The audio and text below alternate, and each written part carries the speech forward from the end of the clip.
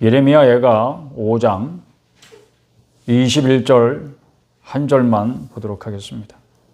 찾으셨으면 같이 한번 읽어보십시다. 시작. 여호와여 우리를 주께로 돌이키소서. 그리하시면 우리가 주께로 돌아가겠사오니 우리의 날들을 다시 새롭게 하사 옛적 같게 하옵소서. 아멘. 우리의 날들을 다시 새롭게 하사 옛적 같게 하옵소서. 간구입니다. 요즘 기도 생활이 어떠십니까? 여러분 안녕하십니까? 말이 이상하죠? 기도 생활이 안녕하면 될까요? 그러니까 편안하다, 다른 말로 말하면 여러분 기도 생활이 편안하다는 게 여러분 다 편안하기를 바라고 우리의 매일매일의 일상이 편안하기를 바라는 그런 소원이 있잖아요. 그런 바람들이 있죠. 그러나 기도 생활에 그런 편안함이 있으면 될까? 그건 아무래도 기도하는데 아무런 일이 일어나지 않는다. 이거 아니면 기도하면서도 나는 아무런 일이 일어나지 않고 그냥 아무 일 없이 편안하기를 기대한다.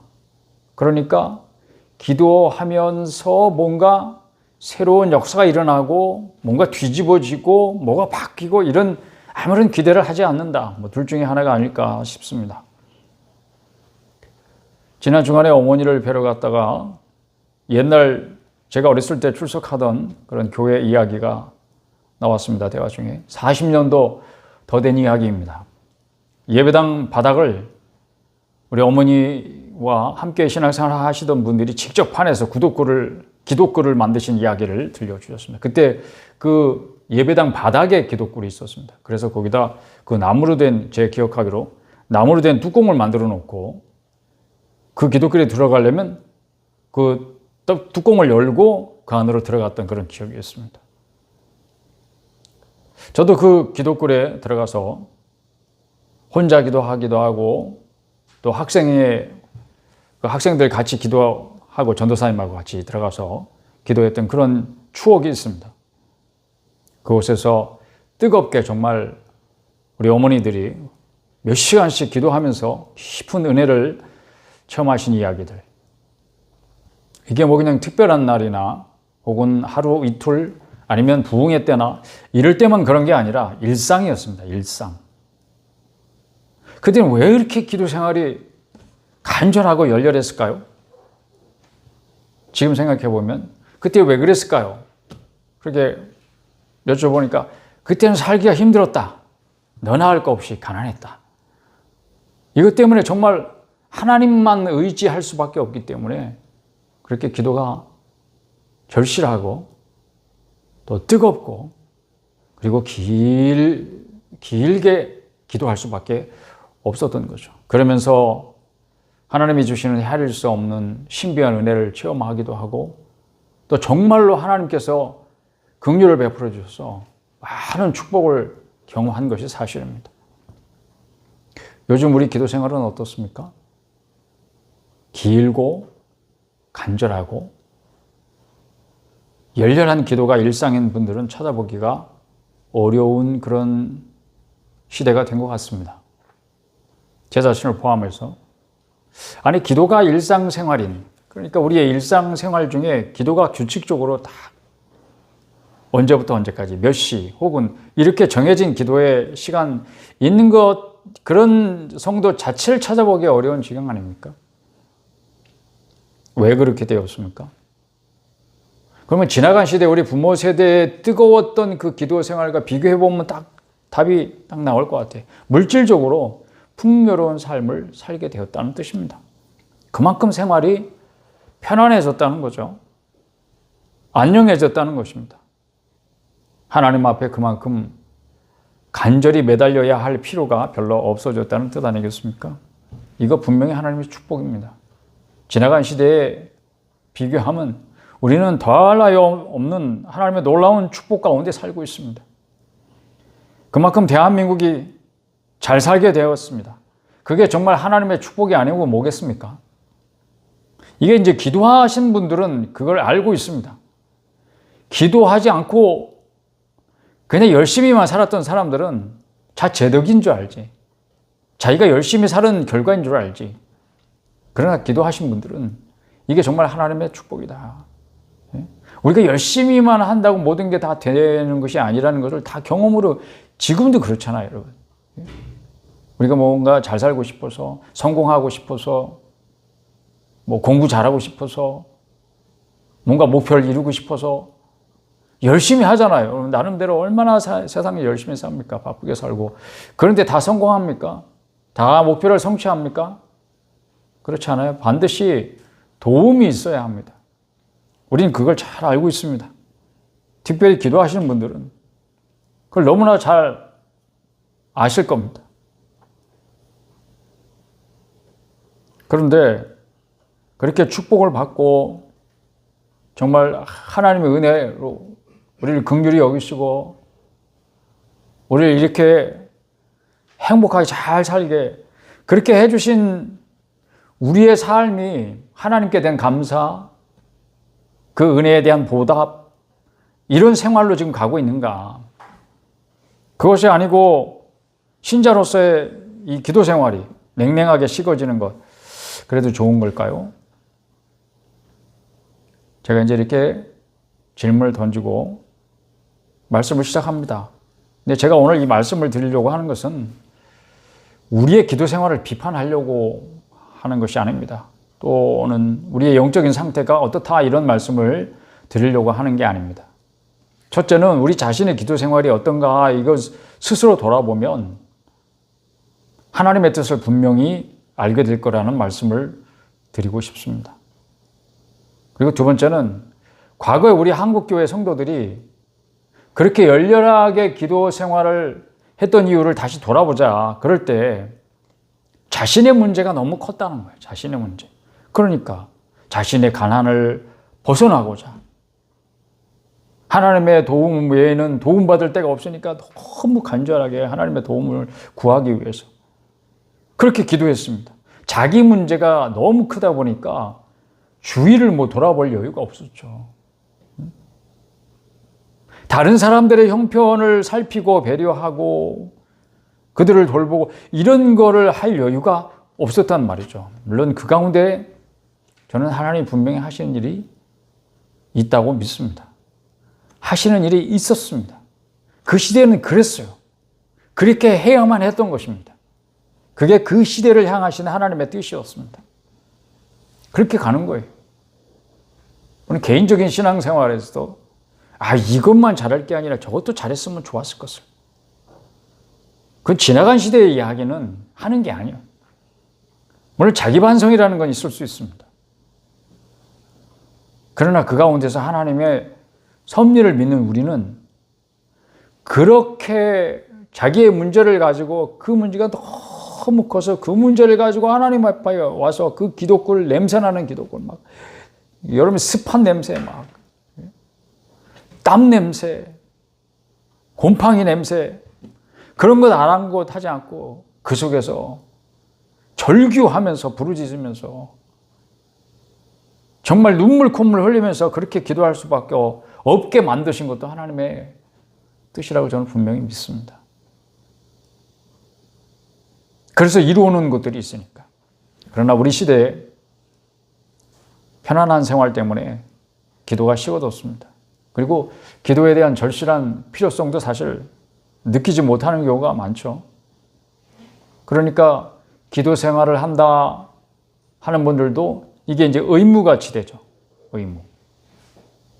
그럼 어떻게 이게 종교 생활이 되는 거예요. 종교적이 되어버려요. 종교적이란 말이 무슨 말인지 아시죠, 여러분? 거기에 어떤 실제적인 역사를 기대하거나 그런 것 없이 그냥 내가 마땅히 그리스도인이기 때문에 그냥 당연한 의무야. 이렇게 짊어지는 것들 말하는 거죠. 형식적이고 의무적이 되어버린 우리 시대의 기도가 다시 새로워져야 될 필요가 있습니다. 이것이 하나님의 뜻이라고 저는 믿는 것입니다. 오늘 이것이 우리에게 주신 하나님의 말씀이라고 믿는 것입니다. 대한민국에 40년 전, 50년 전처럼 기도가 뜨겁게 살아나야 합니다. 이게 정말 우리나라의 문제가 아니고요. 그렇게 기도가 살아나야 할 나라가 있어요. 민족이 있습니다. 그 어떤 특별한 지역이 있어요. 우리가 이렇게 눈을 들어서 보면 대표적으로 저 북한을 한번 생각해 보세요. 20세기 초만 해도 평양을 뭐라고 불렀어요? 동방의 예루살렘이다. 이런 별명이 있는 도시가 바로 평양이에요. 서울이 아니고요, 여러분. 그만큼 평양이 한국 기독교를 대표하는 그런 도시였습니다. 그렇게 영적으로도 중심지가 되고 그만큼 많은 기독교인이 있다는 이야기도 되고 많은 영적인 지도자들이 있었다는 이야기도 되고 그런 평양이 지금 어떻습니까, 여러분? 3대째 세습으로 공산주의 정권이 자리 잡고서 세계에서 가장 악랄하게 기독교를 박해하는 그런 박해 국가 1위로 알려져 있지 않습니까? 2024년 올 초에도 이제 오픈도어 선교회가 연례보고서 발표했는데 이게 해마다 발표되잖아요. 그 발표 자료에 보면 기독교 박해국 그거 순위를 매기고 있어요. 그 1위가 북한입니다. 매년 거의 2022년도인가 한번 1위 자리를 내준 거 외에는 거의 해마다 북한이 기독교인들을 가장 박해하는 나라의 1위로 해마다 꼽히고 있습니다. 남한이 얼마나 기독교 지금 많은 박해를 받고 있다고 하더라도 그건 박해도 아니에요, 여러분. 얼마나 자유롭게 신앙생활을 합니까? 가고 싶으면 가고 말고 싶으면 말고. 누가 뭐라 그러는 사람 없어요. 누가 뭐라 그러면 딴 교회 가버리고. 얼마나 자유롭게 신앙생활을 하고 있습니까? 누가 뭐라고 하든. 그런데 바로 위에 있는 나라 북한이 기독교를 가장 박해하는, 그러니까 신앙생활 자체가 불가능한 나라, 그런 나라가 된 지가 오래됐습니다. 70년이 넘었어요. 마땅히 그들이 기도해야 되죠. 우리를 살려주세요. 우리를 도와주세요. 그렇지만 그들은 기도할 수 없어요. 기도하면 잡혀 죽으니까. 어디서 기도합니까? 어떻게 부르짖습니까? 그런 나라에서. 그러니 우리가 해야 하는 것입니다. 한 민족인 남한의 교회가 기도해야 되지 않겠습니까? 이런 거예요. 이제 우리 부모님 세대는 자신의 문제가 너무 커서 그 문제를 안고 하나님 앞에 부르짖을 수밖에 없었다면 우린 그분들 덕분에 그 무거운 짐을 내려놓게 되었어요. 그렇지만 우리 좁은 우리 자신만을 위한 시야를 벗어나서 이제 하나님의 도움이 정말 우리가 그때 하나님의 도움이 절실히 필요했던 시대였잖아요. 그것처럼 지금 우리가 아닌 누군가 그때의 우리처럼 하나님의 절실한 도움이 필요한 그런 지역이 있단 말이죠. 그 나라와 민족이 있단 말이죠. 그곳에 우리의 마음을 두어야 되지 않겠는가 하는 것이 오늘 제가 여러분과 나누고 싶은 마음입니다. 마음이 있으면 기도하게 되어 있습니다. 여러분, 그냥 내가 기도할게, 내가 기도해 줄게, 이렇게 그리스도인들이 하는 형식적인 인사 가운데 하나가 이런 게 있어요, 여러분. 근데 그 말로는 쉽지만 기도해보면 마음이 없으면 기도하기 어렵다는 거 분명히 알죠, 여러분. 그런데 마음이 있으면 언제든지 마음을 두고 생각하고 기도하게 되어 있어요. 또 기도하다 보면 또 기도하게 되어 있어요. 더 기도가 간절하게 되어 있어요. 더 생각하게 되어 있어요. 기도하면 그 사람을 더 생각한다고. 아무래도 마음이 간다고요. 부모 세대의 뜨거웠던 기도 생활을 본받아서 다시 기도가 뜨거워지기 위해서 우리가 그러면 어떻게 해야 될까요? 저는 두 가지 말씀드리려고 하는데, 우선 먼저는 하나님께서 우리의 마음을 돌이키셔야 합니다. 우리 본문 다시 보십시다. 예레미야가 5장 21절 본문을 오늘 제가 택해서 함께 읽었습니다. 여호와여 우리를 주께로 돌이키소서. 그리하시면 우리가 주께로 돌아가겠사오니. 누가 돌이키셔야 한다고 말하고 있습니까? 하나님이 우리의 마음을 돌이키셔야 됩니다. 돌이키셔야 우리가 돌아갈 수 있습니다. 하나님께서 우리의 마음을 돌이켜 주셔야 우리가 하나님께 돌아갈 수 있다는 이야기입니다. 히브리어로는 두 단어가 같은 단어예요. 같은 단어를 사용하고 있습니다. 이걸 우리 기도 생활에 적용해 보죠. 하나님께서 기도할 마음을 주셔야 합니다. 기도할 수 있는 마음을 일깨워 주셔야 됩니다. 기도해야 되는데, 내가 기도 살아나야 돼. 아이고, 기도해야 되는데 우리가 지금 기도를 못하고 있네. 그런 거는 우리의 마음입니다. 우리의 생각이에요. 여기까지는 우리가 할 수 있어요. 그러나 기도하지 않고는 견딜 수 없는 마음을 주셔서, 마음이 뜨거워지게 하셔서 정말 무릎 꿇게 하는 그런 돌이키심이 우리에게 있어야 될 줄로 믿습니다. 그래야 기도가 우리 자신의 계획, 우리 자신의 힘, 우리 자신의 노력, 그것으로서가 아니라 하나님의 뜻으로, 하나님이 우리에게 마음을 주심으로, 그래서 그 마음이 내가 처음에 내가 품었던 것처럼 자연스럽게 그 마음이 내 마음이 되어서 진정한 기도가 될 수 있습니다. 아니, 그러면 하나님이 마음을 주실 때까지 가만히 기다리기만 하란 말입니까? 그러면 되겠습니까? 안 되죠. 그래서 21절에 기도를 해야 됩니다. 하나님, 우리를 주께로 돌이키소서. 그리하시면 우리가 주께로 돌아가겠사오니 우리의 날들을 새롭게 하사 옛적 같게 하옵소서. 이게 기도잖아요, 여러분. 간구입니다. 이 기도를 오늘 우리가 해야 합니다. 우리 부모들의 열렬한 기도가 추억 속으로 사라질 일이 아니고 그냥 옛날에 그랬지.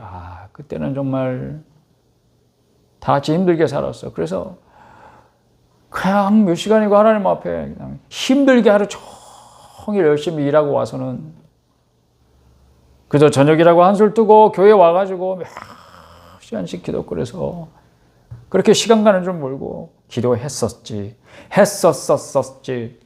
이런 추억 속으로 옛날 추억을 떠올리면서 해야 할 그런 이야기가 아니고 그 모습이 우리의 모습이 되도록 기도해야 됩니다.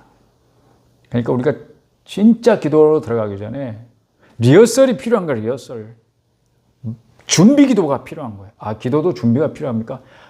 뜸을 들인다는 게 있잖아요, 여러분. 뜸. 운동도 본격적으로 들어가기 전에 준비 운동이라는 거 있잖아요. 몸이 정상적으로 풀어지고 말이죠. 운동 들어갈 때 부상의 위험을 예방하기 위해서 준비 운동이라는 걸 합니다. 그러니까 우리가 본격적으로 무엇을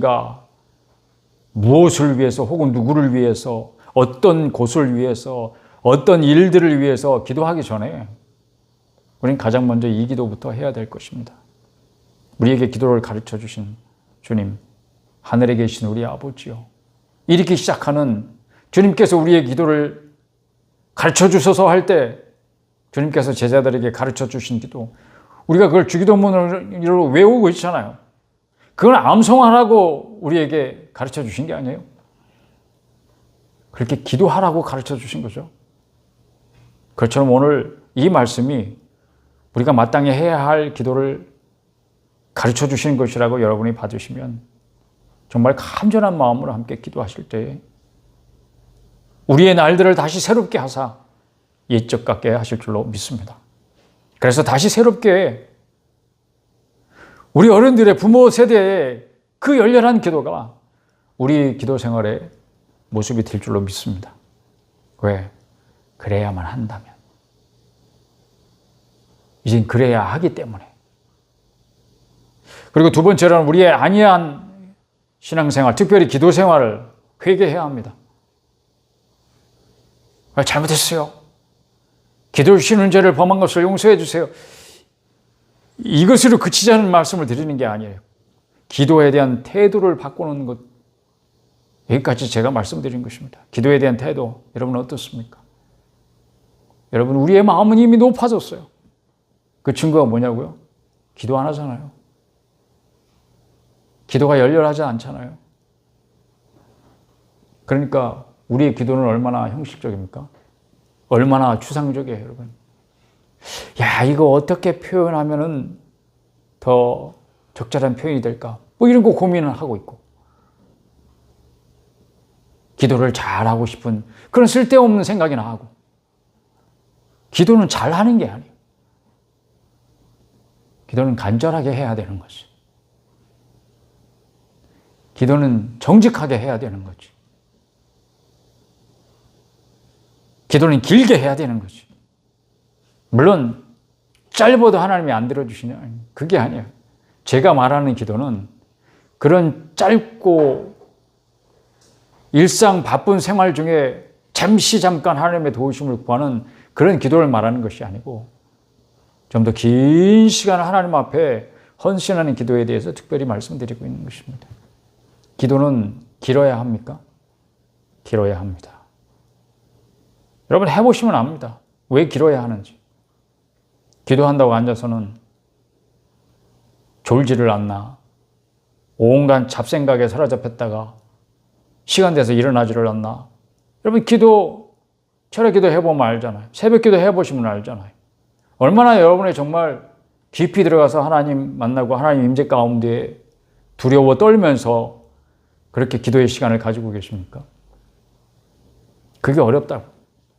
그러니까 온갖 생각을 다 굴복시키고 그것을 사로잡아서 주의 제단에 불태워버리고 정결한 마음으로 정말 두렵고 떨리는 마음으로 누군가 구약의 선지자가 그의 눈앞에 성전에 가득한 주님의 옷자락을 보는 것처럼 그리고 나서 그가 아이고 난 망하게 됐다. 나는 죽게 됐다. 하나님을 봤으니 이런 심정으로 기도하는 자리에까지 가기 위해서 얼마나 긴 시간이 필요한지 여러분이 경험으로 알고 있잖아요. 그때서부터가 진정한 기도가 되는 거죠. 워밍업이 필요하잖아요. 매일매일 기도 시간. 그때부터 진짜 기도로 들어가는 거잖아요. 그리고 그때 앉아서 하나님을 대면하고 하나님이 주신 마음이 무엇인지 찾고 구하면서 하나님이 누구를 위하여 기도하고 어떤 일을 위하여 기도하게 하실까 하는 그런 마음으로 기대할 때에 하나님 주신 마음을 가지고 기도하기 시작하면 그것이 1시간이 됐든 2시간이 됐든 밤새가 됐든 그래도 좋은 거잖아요. 여러분. 그렇게 기도 생활에 성공하기 위해서 여러분 긴 시간이 필요한 것입니다. 그러니까 뭐 길게만 한다고 해서 무슨 기도가 되냐? 진정한 기도해야지. 기도를 잘 모르시는 분들은 이렇게 이야기할 수 있어요. 그러나 우리는 죄성이 있어요. 우리는 의인이냐 죄인이냐 거듭난 사람이 의인이냐 죄인입니까? 이런 그런 질문하지 말고 자기의 기도가 정직하면 한마디로도 들으시지만 그 중심이 항상 우리가 하나님께 있지 않다는 거 솔직히 여러분 고백하셔야 돼. 고백. 그리고 우리가 다 알잖아요. 우리는 늘 죽을 때까지 이 부패한 죄성이 항상 끝까지 하나님을 거역합니다. 말씀을 거역해. 기도해라. 주님은 아주 단순하게 명령하셨어요. 쉬지 말고 기도해라. 기도는 어떻게 하는 거예요? 쉬지 말고 기도하는 거예요. 근데 그 명령에 여러분은 매일 불순종하면서 살아가고 있습니다. 그 불순종하는 죄인의 기도를 하나님이 들으실 거라고 믿습니까, 여러분? 그런 어리석은 생각이 어디 있어요? 그거는 상상이에요, 여러분. 망상이에요. 말씀과 정반대되는 거예요. 주께서 듣지 않으시는 거예요. 죄인의 기도는 듣지 않으십니다, 하나님. 그게 분명하잖아요. 성경에 그렇게 돼 있는 걸.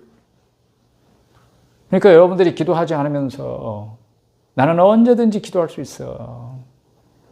하나님이 나를 사랑하시기 때문에 내가 길게 기도하지 않아도 하나님 다 아실걸? 하나님 아시죠? 이렇게 한마디 해도 하나님 내 기도를 들으실걸? 이런 헛된 상상을 집어치우시고 여러분 기도할 마음을 주시도록 먼저 기도하십시오.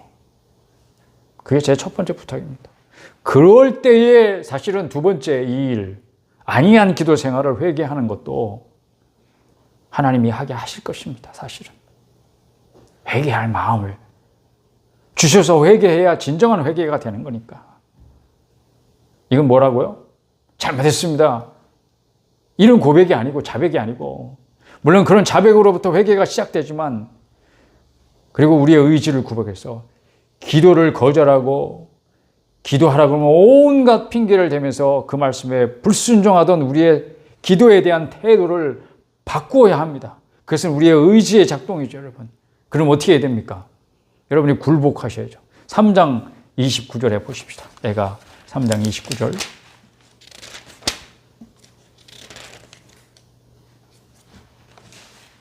다 같이 읽어보십시다. 3장 29절 시작. 그대의 입을 땅에 티끌에 댈지어다. 혹시 소망이 있을지로다. 입을 땅에 티끌에 대는 게 어떻게 하면 입이 땅에 티끌에 닿습니까? 무릎 꿇고 엎드려야죠. 얼굴을 땅에 대야죠. 그래야 이 입이 땅에 티끌에 닿을 거 아니에요, 여러분. 이게 바로 기도하는 사람의 태도입니다. 하나님 앞에 바짝 엎드리는 모습을 말합니다. 겸손하게. 그럴 때 우리는 우리의 마음 또한 낮출 수 있어요. 우리는 마음이 너무 높아졌어요. 그래서 기도하지 않게 되었습니다. 그리고 기도하지 않아도 편안합니다. 하루하루가 그죠? 오늘 했던 것처럼 내일도 하고 매일이 오늘만 같아라. 나는 죽었습니다. 하나님이 전부 있습니다. 나는 죽었습니다. 오직 하나님이 하십니다. 이렇게 하는 사람이 진정 기도할 수 있습니다. 왜? 기도는 사실 자기 굴복이잖아요. 내가 할 수 있는데 뭐하러 기도해? 내 능력으로, 내 힘으로, 내 노력으로 다 이룰 수 있으면 뭐 하려고 기도하겠어요, 여러분? 그런 생각을 버리지 않은 채 기도하는 사람이 위선이죠. 그러니까 그 기도가 형식적으로 될 수밖에 없는 거잖아요. 그리고 그 기도하면서도 아무런 기대도 하지 않는 거잖아요. 아무런 기대도 하지 않으면서 기도하는데 하나님께서 어떻게 역사하시나? 안 되는 거잖아요. 그래서 우리가 기도에 대한 태도를 오늘 의지적으로 바꿀 필요가 있습니다. 그게 잘 안 되면 정말 엎드려가지고 여러분 입이라도 땅에 대세요. 입이 땅에 티끌로 더러워지는 게 문제가 아니에요, 여러분.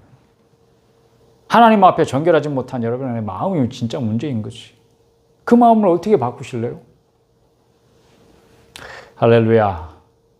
하나님이 하십니다. 하나님만이 그 마음을 바꾸실 수 있습니다.